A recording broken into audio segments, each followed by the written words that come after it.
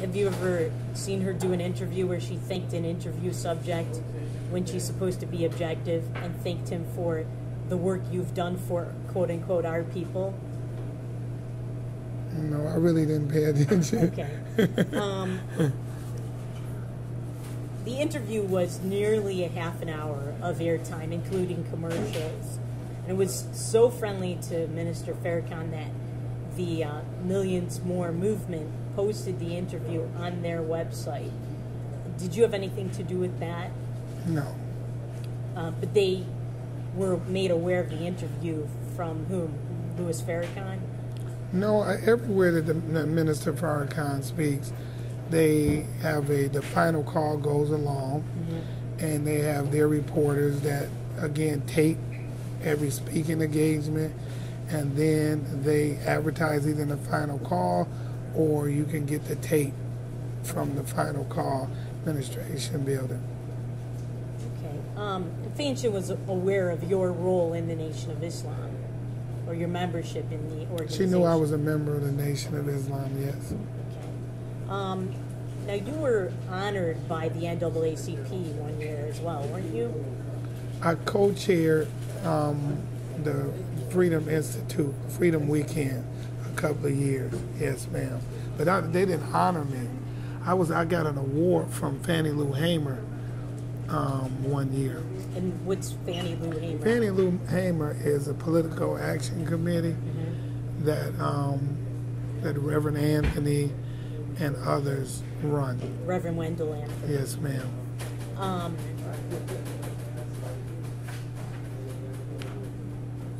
Now, you said the reason you're here is because, and the reason you've been doing lots of interviews is because in the last couple of weeks, Fanchon Stinger has gone on the air saying that you have physically abused her and threatened her life, and claimed that the U.S. Attorney's Office has a tape of you saying these things to friends or bragging. Is any of this true? I don't know of any such tape. I've never heard it. I talked to my attorney who was dealing with them, and he said he never heard it.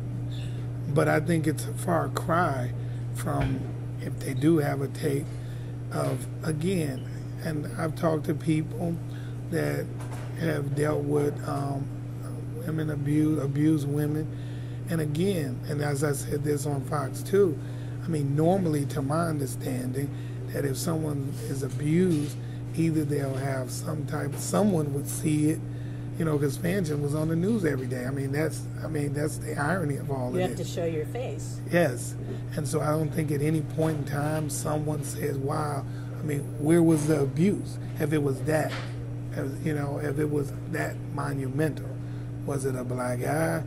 Was it a nose, mouth? What happened? Again, she did the exercise segment with, you know, Fox 2 a lot. You saw her exercising, jumping, you know. So again, for someone to say that you abused them, normally you would have some police record, a PPO. There would be something. Some family members would know it, you know, friends, somebody that you, I just thought it was just a wild assertion, you know, and wild allegations. So, and it because have it was you ever so lifted extreme. a hand to her? No. You ever abused her? Never abused her. Never threatened her or made her be with me, you know, as she was saying. How many years were you together? 5. 5 years.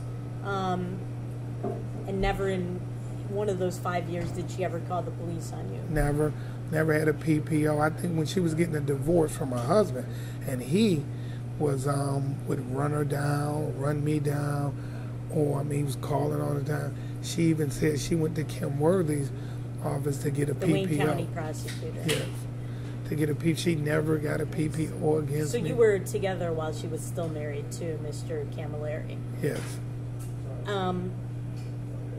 Fanchon Stinger now claims that she has photographs. She's not shown them to anybody. She claims she will. She claims the photographs show injuries, abuse, scars, and she claims she still has scars, and she claims they're from you.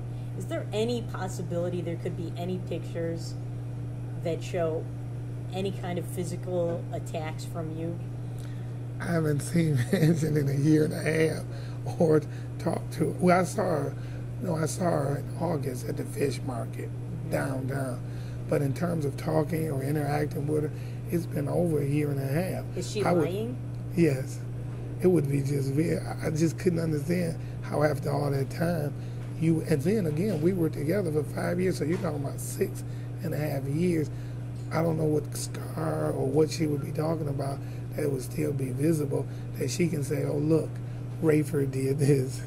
Well, and speaking of her claims, a couple of weeks ago she did an interview with Diana Lewis from Channel 7 Action News. She also did an interview with Carmen Harlan from Local 4 News. Both of these women are anchors, and they have been on TV news here in Detroit for a very long time. Did either one of them call you for your side of the story, the way Fox 2 News called Fanchon Stinger for her side of the story after your interview? No. You didn't hear from anyone at Channel 7 or Channel 4 at the time that these interviews aired? No. And Fanchon Stinger was on the Paul W. Smith show on WJR the other day, I believe on Monday. Were you called by Paul W. Smith or his producers for your side of the story? No. That's incredible. These are people that tell us they're going to present us both sides of the story, that they're going to present us objective news. And not one of these three people, Diana Lewis, Carmen Harlan, or Paul W. Smith, called you. No, ma'am. Interesting.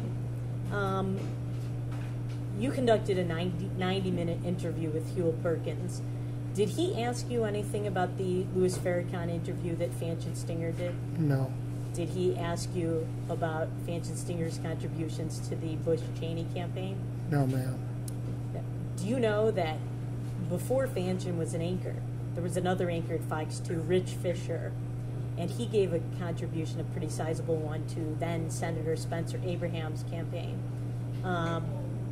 There was an outcry, and he had to the contribution had to be returned, and he had to apologize publicly. There was a lot of mea culpas about it. Do you think that's interesting that there was that treatment with Rich Fisher and not a word about Fanchon's contributions to the Bush-Cheney campaign? Well, see, again, I don't, in terms of what the parameters are for the media business, whatever the ethic policies and just the intricate details of how that business is governed, I have no knowledge of it. So again, I never knew what she can do and what she can't do.